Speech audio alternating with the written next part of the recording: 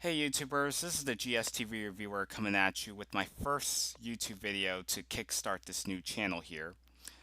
For those that have followed me through my Gold Standards User 924 channel, a while back I basically conducted a series of compilation videos entitled TV's Forgotten Gems. And basically what that concept was is that I discussed on a TV show that didn't really do well in the ratings, that were canceled too soon, or TV shows that were somewhat popular during their heyday but have since faded away in popularity as time went on.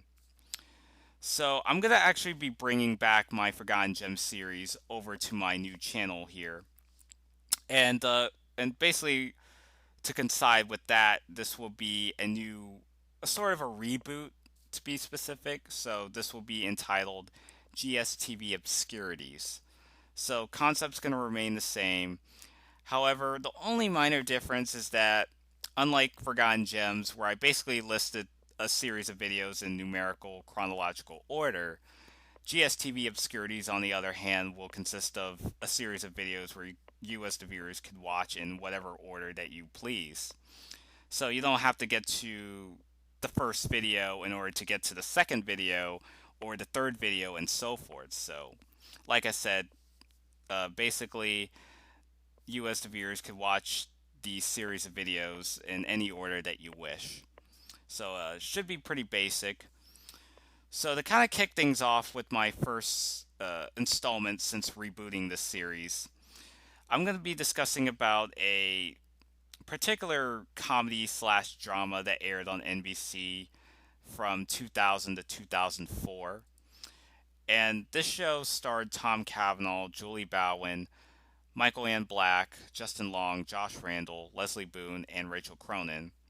And this particular TV show is called Ed. So basically, what the premise is that you had Ev Stevens, who's the contract lawyer in New York City, ends up getting fired from his job one day, while at the same time, he finds out that his wife named Elizabeth ends up cheating on him. So then Ed ends up moving out without filing a divorce officially. So he goes back to his hometown of Stuckyville, which is filled with a lot of childhood nostalgia and high school memories. So he basically digs up at this yearbook, and his inspiration of going back to his hometown came when he saw a picture of a particular woman that he had a crush on. Her name was Carol Vesey. So Ed ends up going back to his hometown. He meets up with some of his old friends, most notably Mike Benton, who is actually has since became a surgeon doctor, with a wife named Nancy, along with their daughter. So Ed eventually moves in with Mike's house. They've been best friends for ever since high school.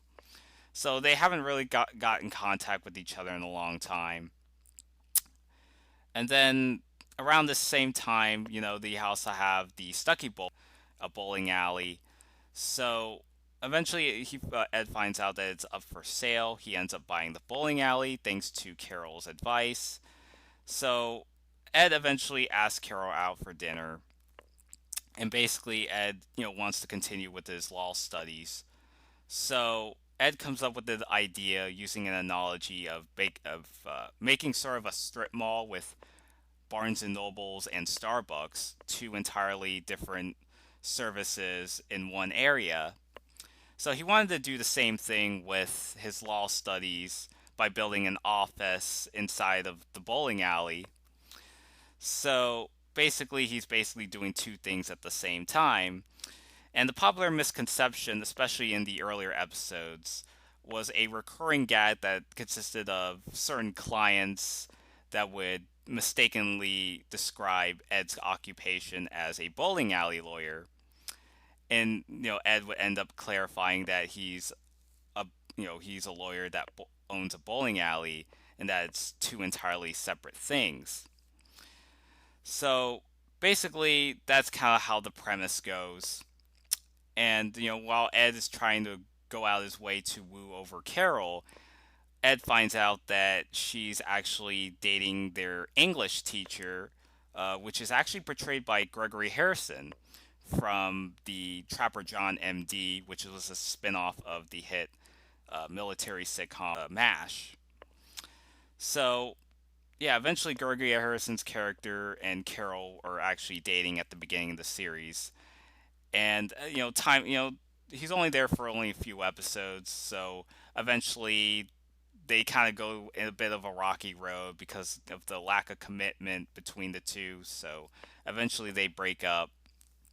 And rather than having Carol just going over to Ed and starting a relationship, Carol just needs some time, and Ed agrees and that they should remain friends for the time being.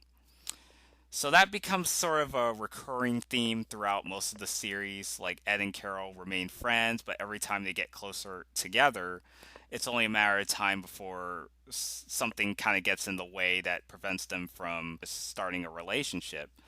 So that becomes an obstacle for particularly the three seasons. By the time they get to the fourth season, Ed and Carol end up getting together, and by the end of the series, Ed and Carol end up getting married. So the show pretty much ran for about 4 years with a total of 83 episodes. And overall, I actually grew to like it. I mean, it's definitely a show that wasn't necessarily a rating smash at the time. I mean, not in the level of like ER or Law and Order or even some of the contemporary sitcoms like Friends, Will and Grace, Just Shoot Me. Shows that were very popular during that time frame. So, but at the same time, I really enjoyed Ed. The show ran for a good couple of years. I mean, it didn't drag on too long. So the show ended pretty much at the right time. So the whole purpose, the whole concept of Ed being, a lawyer that runs a bowling alley was just kind of, something very surreal. It's like you wouldn't know, like, particularly in real life as to, who runs a bowling alley while doing something else in the same area. So, it was actually very interesting, and even if it, like I said, was very surreal at the time, but I really grew to appreciate this show. Yeah, so this is basically Tom Cavanagh's earlier acting gigs, especially just seeing him in a more playing a more light-hearted character. And you also had Julie Bowen, who played Carol Vesey on the show. Since she would go on to have her success on Modern Family. So yeah, they play like a couple on the show, and um, just to really see some of the actors and how they got started, and it's just to see how much they've come so far since they started doing this show. Michael Ann Black was on here, so he does the podcast that he does with Tom Cavanagh called Mike and Tom Eat Snacks, which they still keep in touch. They're pretty tight buddies, even after the show had ended. So yeah, it's very interesting. Just in terms of some of the cast members on the show. Um, yeah, you also have some of Carol's best friends, especially Molly, who is actually a teacher at first, but over time she ends up getting hired to become promoted as a principal throughout seasons 3 and 4. And you also have Nancy, who ends up going through a series of jobs, but she doesn't get a consistent job until she starts becoming a counselor by the time you get to the later half of the series. So basically, all three female characters all work in the same high school of the show. You also have Justin Long, one of his earlier acting gigs as well. So he basically plays the high school student of the show, and he actually has a crush on this particular girl named Jessica, who is trying to do what he can to woo her. So it's very similar to Ed, especially kind of being sort of a younger version, kind of like a reflection of what Ed was when he was a teenager. So it becomes sort of a recurring theme throughout season 1 and 2, since Jessica was only around for a short period of time. She was kind of on and off again over time. Jennifer Goodwin was actually on this show, so it was very interesting. Um, Now originally they were gonna. It seemed like they were gonna do something with the Donna character, because like especially towards the end of season one, where Ed started, or not Ed, but when Warren Cheswick, which was the character that Justin Long was portraying. So, he has feelings for Jessica, but also over gradually ends up developing feelings for Donna. But by the time you get to when Jennifer Goodwin starts appearing on the show in season two, it seemed like, Donna just kind of disappeared. So it kind of felt like they were planning on doing something with Warren's love interest, like having his feelings for Donna. Because that's where I was like when I first watched the show. I thought that was the direction that they were going with, but then she was written out after the first episode of the second season. Um, I'm not sure if there was any sort of plan going on, but or is it was just kind of a little bit of a tease. But yeah, so I thought it was very interesting seeing Jennifer Goodwin's character on here, and it took me a while to actually realize she was on the show. So I mean, at first I felt familiar, but I wasn't sure if I seen her somewhere. And then when I looked it up, it was like, oh, it's Jennifer Goodwin, the Snow White from Once Upon a Time. So yeah, so especially with Ed in hindsight, it's definitely a show that is starting to kind of, just to see how these actors, just see where they got started and to see how far that they've come since then. So, I mean, Ed was a show that was very somewhat successful during its time, but over time it just wasn't really like a big rating smash. And I might have discussed this a couple minutes ago, but when the show ended, I believe they put it like around the graveyard shift hours on TBS, and they actually aired it on Hallmark for a bit. And then, most recently, Uplifting Entertainment started showing the reruns just recently, but I think they just started taking down the reruns on the channel, which is quite unfortunate. But um, so far, the show is not released on DVD at the moment, as it was a popular belief that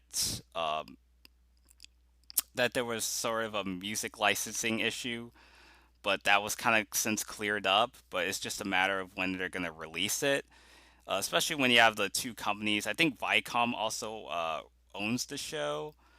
Um, I forgot what the other company was, but basically there was sort of a friction between the producers and the company. And the theme song that they used for Ed was a hit song from Foo Fighters called Next Year. And this would be the common theme song throughout the first, the third, and the fourth season. And then there was some contract dispute that went on at the time where Viacom could only allow using theme songs that were owned by their property. So, because of the circumstances surrounding that, eventually by season two, they changed the theme song to uh, a song from Snide, which was called Moments in the Sun. Now, you could actually hear that in the end credits to any episode of Ed, which is basically like instrumental version of it. But they replaced it in season two, and then they ended up solving the issue, so they brought back the Foo Fighters song for the remainder of the show's run. I really enjoyed the Foo Fighters song. I didn't guess that it was until I started looking it up, because I was kind of used to hearing like Foo Fighters and their high tempo music that they would play. But yeah, I didn't guess that they actually did a soft pop ballad hit at that time. So I mean, I really like the theme song to the show. I really think that it kind of fit the tone of what the show was going to be about. And it's a kind of shame that they don't really, especially with local broadcast networks nowadays, that they don't really use long opening theme songs. Especially theme songs that would last like 30 seconds, maybe about a minute or two. But for technically with Ed, they only aired it for like 30 seconds of the theme song. But with nowadays, it would just flash to the name of the TV show logo and show it for like 5 to 10 seconds before cutting away the commercial break, or just going right into the episode. But Um, yeah, but I really, nevertheless, I really enjoyed the theme songs of the show. I thought it fit well with the direction that Ed was kind of going through, what the show was about. So that was really cool. Another thing I really liked about the show was the $10 bets. This would be like a recurring theme that would go on throughout the show's run. And there was actually countless number of $10 bets that Ed and Mike would do. But there were some five examples I could think of at the top of my head. So, one example, there was a moment where Mike had to bet Ed $10 to ask the salesperson where the lettuce is. But the thing with that was that Ed had to purposely mispronounce lettuce for lettuce. So, Ed had to ask the salesperson as to where the lettuce was, and the salesperson was like, lettuce? But it's pronounced lettuce. Like, who pronounces lettuce? So I really like that part. One of my favorite $10 bets of the show. There was also a moment where uh, Ed promised, did some sort of an oath to himself that he would never eat any more potato chips, that he only ate one potato chip. But Mike, on the other hand, dared Ed to break that promise and eat another potato chip. So that was like funny in a way. Um, I'm sure there was actually plenty of other ones that were a lot more that some people might find a little more hilarious. But you also have where the first few episodes where Mike bet Ed $10 to make a cat cry in front of an elderly adult. So Ed had to, do the cat cry. He's like meow meow meow, and just just pulling up these pranks, which was basically what the $10 bets were primarily. Um, I listed a lot of the stuff that Mike had to do in front of Ed. Basically, to return a favor, Ed. There was a moment where Ed betted Mike to perform the snake dance in front of the Stuckyville civilians. So that was actually pretty funny, where he was just doing the snake dance and just doing the music and whatnot. Oh, there was one where Mike bets Ed $10 to take home a single French fry, which was actually pretty priceless, especially with the waiter and just giving her that weird sort of expression on Ed, where he was just asking if he could take home a single French fry. So, yeah, you see her in a couple of times where um, I mean, they had more than one hangout bar, so it wasn't like a completely low budget TV show. So you didn't have like the Stucky Bowl, but you also had like other places around Stuckyville that has their own diners and whatnot. I think I might have listed all the examples, but I think I might have missed one more. There was a moment where Ed had to bet Mike $10 if he rode on one of those little horses, where he had to like ride a horse and claim that he's a cowboy and he has to do the yeehaw, you know, in front of all these parents and kids that are like at this park. So that was actually, I thought that was pretty funny. So that was pretty much some of the examples, some of the notable $10 bets I could think of. Let's see, what other moments? You also had in season two where you had John Slattery from Mad Men was actually the love interest of Carol. And basically, he kind of goes through sort of an alcohol issue that he's been moving from place to place. So eventually, Carol starts to develop feelings for uh, John Slattery's character, and eventually they end up trying to get married going the third season. And basically, when his character finds out that Carol had feelings for Ed, he ends up calling off the wedding. And Ed was trying to stop the wedding, try to ride a horse, but couldn't make it in time. So Carol's left heartbroken. Basically Ed and Carol end up breaking off. Stated that they weren't gonna try to win their love for one another by the next episode, where they got trapped in the Stucky Bowl, and Ed and his friends are trying to do what they can to get Ed and Carol show their feelings for each other. But that kind of backfired. So They also brought in Sabrina Lloyd character. For those that might not recognize her, she was on Sliders in the mid '90s. And the interesting thing about that is that that Tom Cavanagh actually tried to audition. So very interesting, just to see the connection of Sliders and Tom Cavanagh just trying to audition for that a couple years prior. And yeah, to see him and Sabrina Lloyd on the show as co-partners and running running the law practice inside the Stuckey Bowl. Yeah, you also had a couple Back to the Future alumni's on there. So you had Christopher Lloyd, who was on there for one episode. You had Lee Thompson, who was also from Back to the Future, who played Ed's divorced wife. And she comes back. She doesn't come back like automatically in the first season. You don't see her in the first season, but she comes back in one episode, the second season, and then the final episodes in the fourth season. So yeah, she was on there. You also had the actor that played Biff Tannen, the bully on from Back to the Future, was on there, and he played Molly's supposed love interest. But it turns out that that Biff, not Biff Tannen, but the actor that played Biff Tannen's character, I can't remember his name for some reason, but it turns out that that Molly actually finds out that he was already married, so Molly just decided to just forget about it.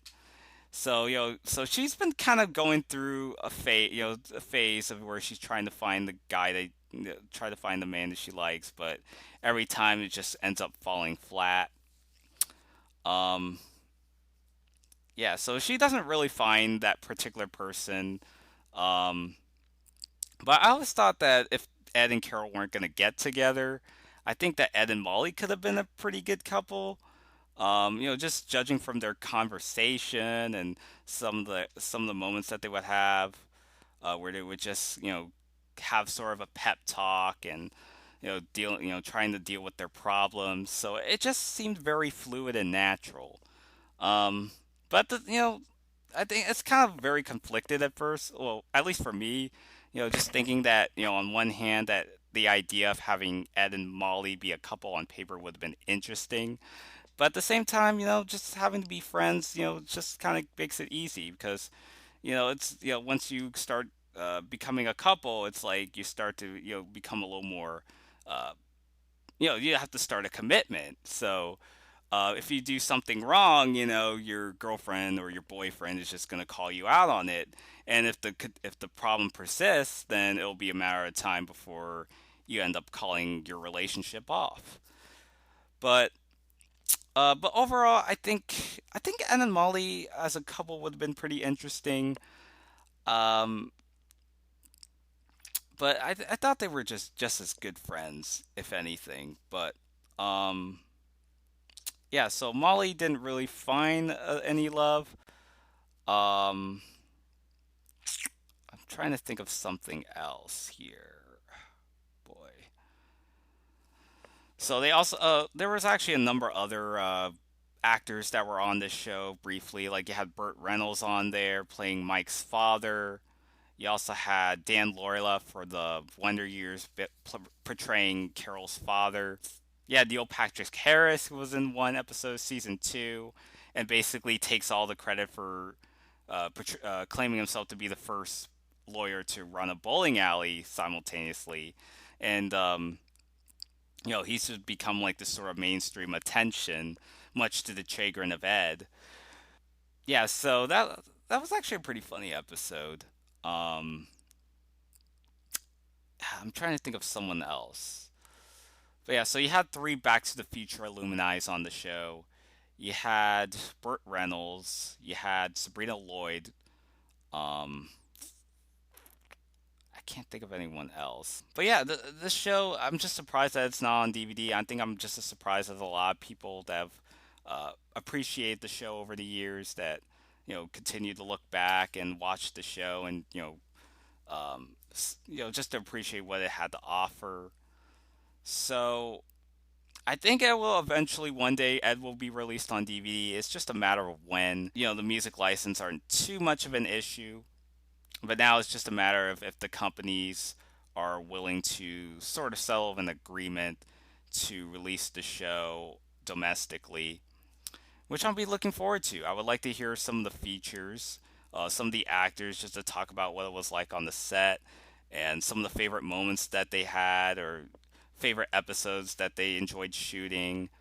Um, how was it like to work with this actor and so and so?